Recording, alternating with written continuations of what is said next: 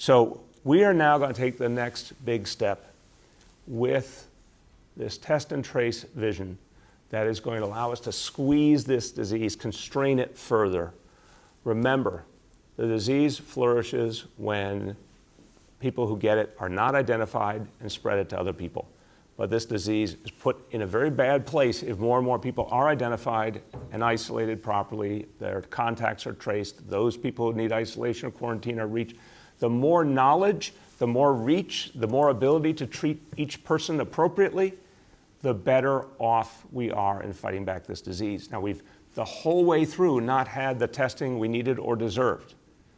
And it's still an issue. Every day I am trying to get the federal government to recognize they have to do more on testing. And thank God, one of the things that folks in the Congress, notably Speaker Pelosi, is focused on is making sure that there's a lot more resources for testing, and the federal government will take the lead it still hasn't taken and needs to take, so we can turn the corner even more.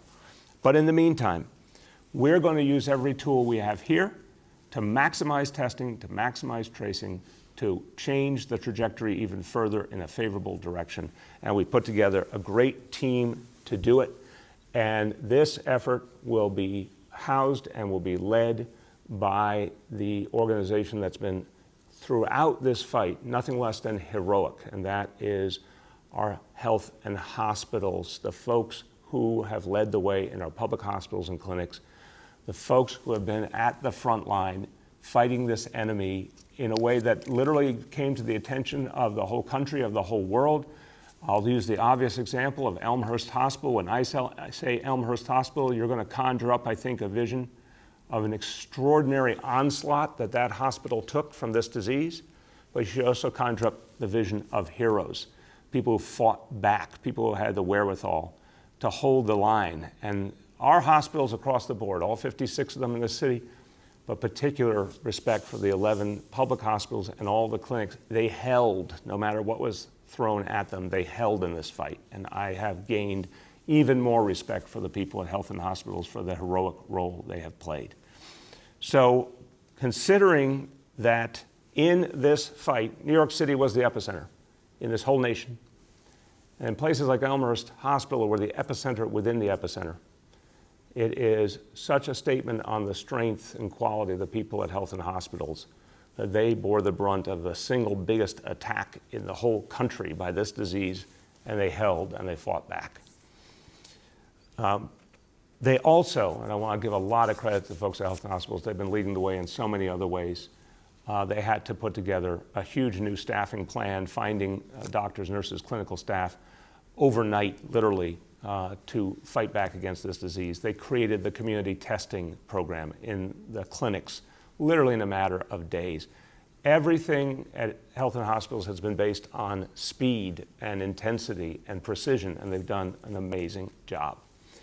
So that is why it makes sense as we build this next effort to use that great leadership and that great organizational capacity of a huge, huge organization would reach into every part of the city and have them lead the way on our new tool that we're bringing to bear in this fight.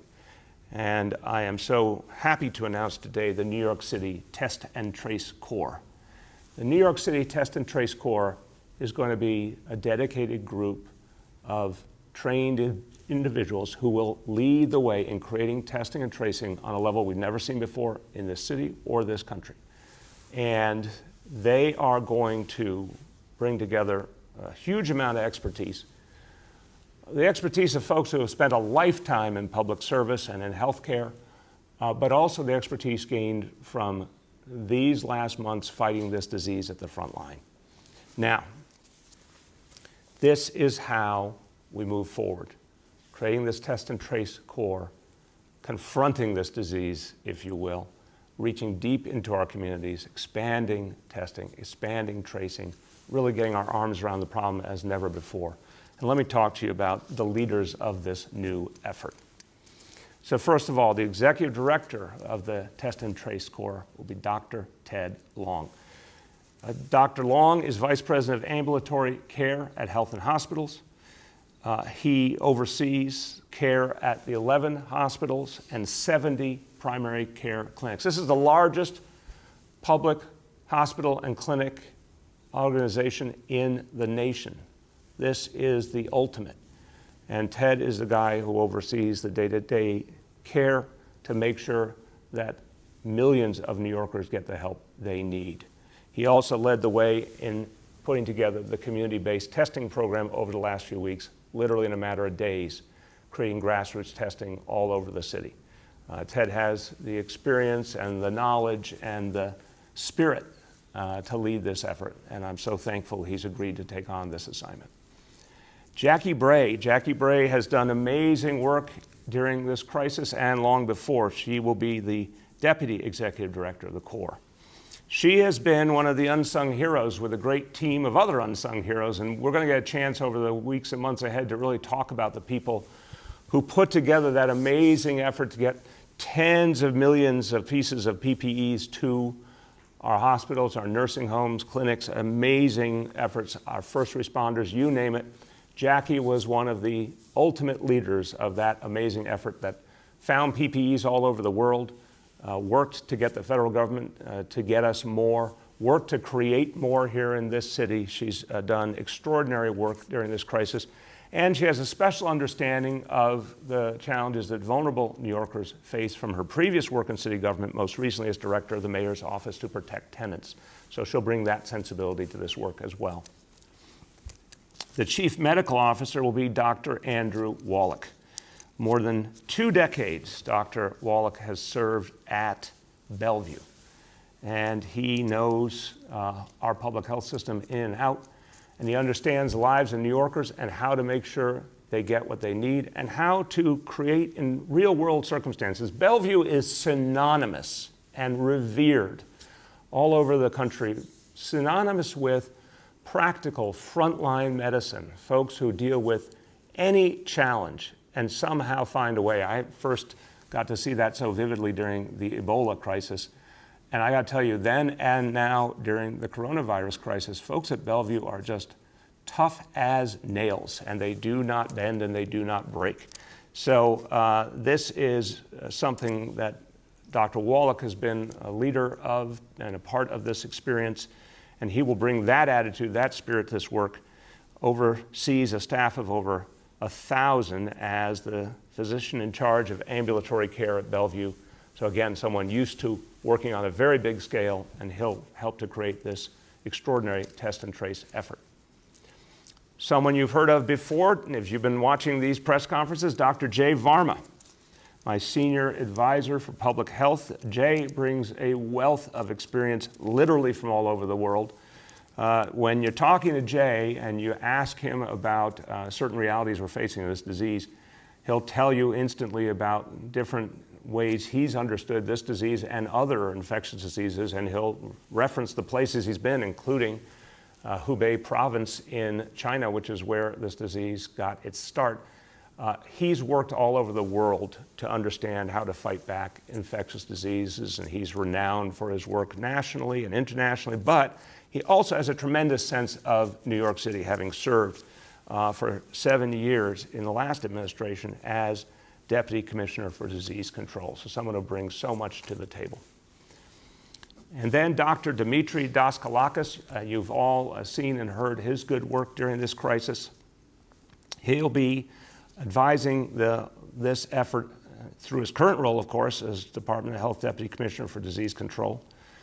He, before fighting the coronavirus, did extraordinary work in terms of reconceptualizing and helping to lead the fight against HIV and AIDS here in New York City. And he has been helping to lead the fight against the coronavirus from day one. So someone who brings so much experience, but also so much creativity and good new thinking to the process. He'll be a key voice helping us build this unprecedented effort.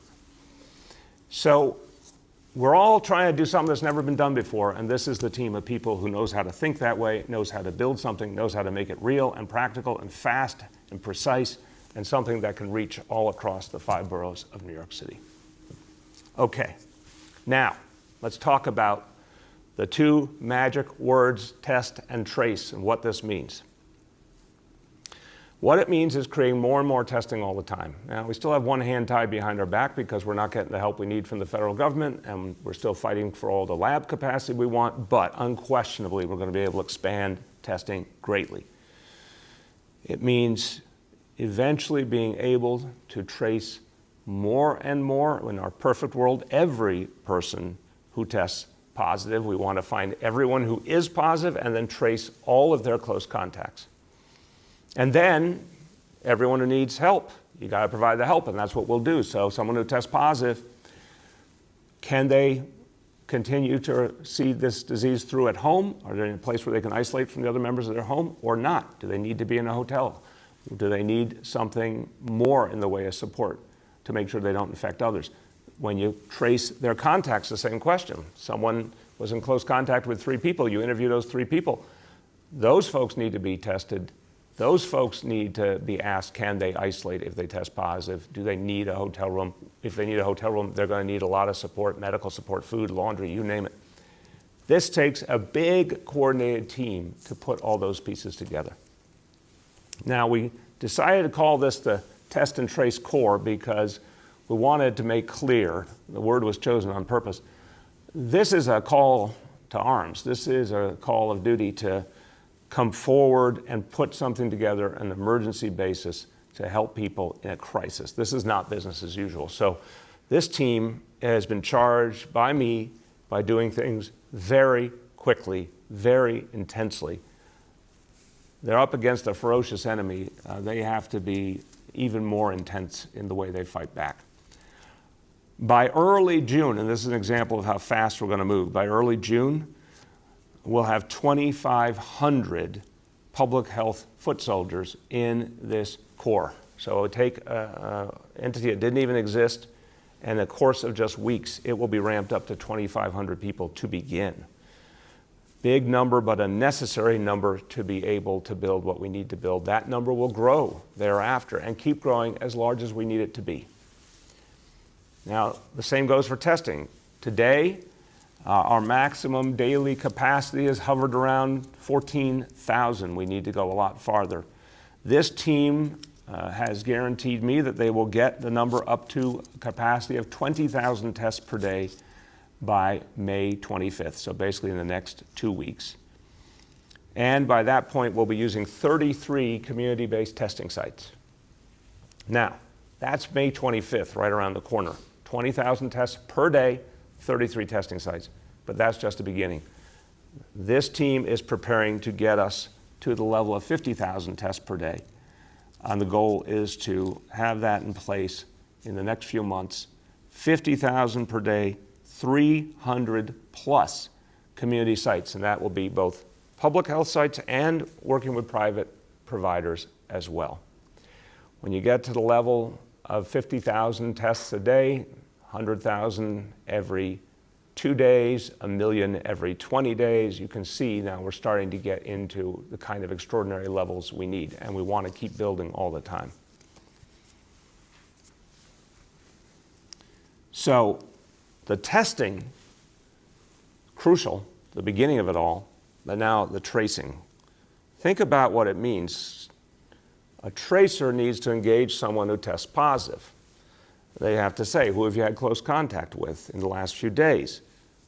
Talk about all the places you've been. Let's reconstruct it. Then we have to find the people who you had close contact with. We're going to use every tool we have, and I'm convinced we'll have a very high success rate identifying those contacts, tracking them down quickly. And then the whole process begins again with those contacts. If they test positive, everyone they've been in contact with, in close contact in recent days, etc. In the next few weeks, as I said, we're going to build up rapidly. By later this month, we'll be at 1,000 contact tracers and folks working on the phone bank operation related to it. As I said, by early June, 2,500. Eventually, we're preparing to get to a number of tracers and folks in the phone bank operation, so a core that will reach between 5,000 and 10,000 individuals. So this core is going to be extraordinarily important, and we're going to keep adding as many people as we need to get the job done.